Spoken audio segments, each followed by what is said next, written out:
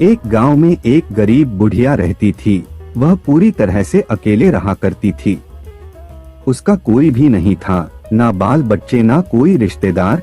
सुबह शाम लोगों के छोटे मोटे काम किया करती थी, जिसके बदले लोग उसको पैसे, अनाज या खाने पीने का सामान दे दिया करते थे, जिसको खा पीकर वह अपना जीवन बिताया करती थी। वह अपने जीवन में पूरी तरह से संतुष्ट थी। उसे भगवान से किसी प्रकार का कोई गिला भी नहीं था।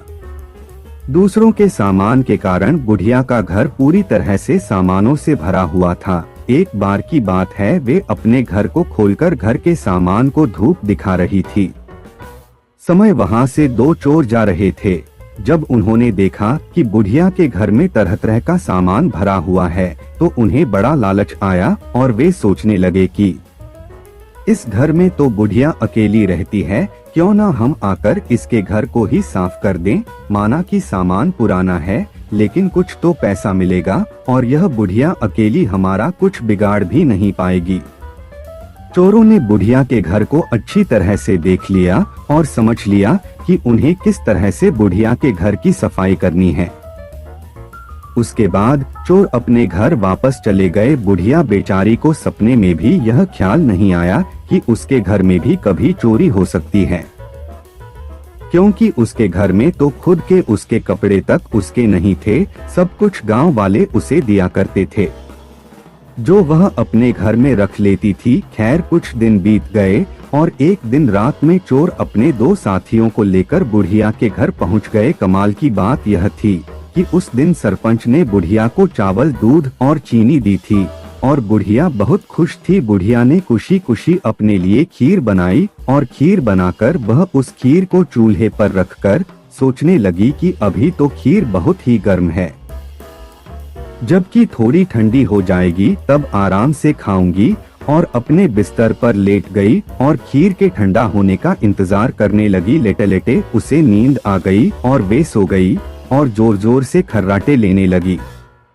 चोर बाहर खड़े थे। बुढ़िया के खर्राटे की आवाज सुनते ही उन्होंने सोचा कि चलो अब रास्ता साफ हो गया और अब हम आराम से बुढ़िया का घर साफ कर सकते हैं। वह सब जल्दी जल्दी आकर बुढ़िया के घर में सामान तलाशने लगे, परंतु कमाल की बात यह थी कि उन्होंने जो देखा था वह बिल्कुल गलत था। बुढ़िया का घर तो सामान से भरा हुआ था, किंतु एक भी सामान साबुत नहीं था। हर सामान टूटा फूटा, पुराना और खराब था। यह चोर बड़े दुखी हुए और बुढ़िया को बहुत गालियां देने लगे। वह बोले, देखो कितनी दुष्ट बुढ़िया है, आराम से सो रही है और हम बेचारे इतनी मेहनत कर रहे हैं।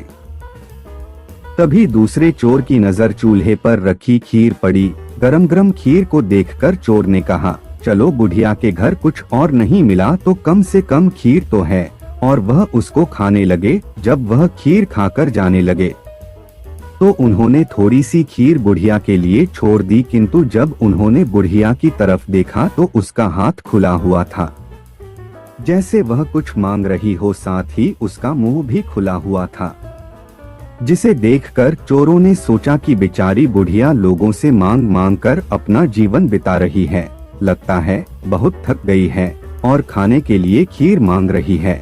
आखिर उम्र में है तो हमारी माँ के ही बराबर। और बिना कुछ सोचे समझे गरम गरम खीर बुढ़िया के मुंह में डाल दी। गरम गरम खीर मुंह में पड़ते ही बुढ़िया जोर से चिल्लाई, हाय दैया, मार डाला मार डाला मार डाला।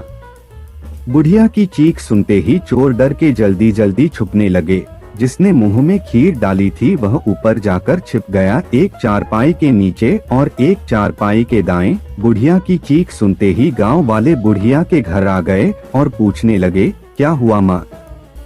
बुढ़िया बोली, मुझे क्या पता, ऊपर वाला जाने। यह सुनते ही ऊपर छिपा हुआ चोर बोला, अरे भला मैं क्यों जानूं, तुम्हारी चारपाई के नीचे छिपा चोर ना जाने। यह सुनते ही चारपाई के नीचे वाला चोर बोला, मैं ही क्यों जानूं, चारपाई के दाएं छुपा चोर क्यों ना जाने। और इस तरह से तीनों चोरों ने खुद ही अपना पता गांव वालों को बता दिया और फिर गांव वालों ने उन्हें पकड़कर खूब पिटाई करी और वापस भेज दिया। उसके बाद से चोरों ने कान पकड़ लिया कि आज के बाद कभी वह चोरी कभी नहीं करेंगे। चोर चाहे जितनी भी कोशिश करे अपने आप को छुपाने की, लेकिन वह फिर भी पकड़ा जाता है। इसलिए हमें कभी चोरी नहीं करनी चाहिए,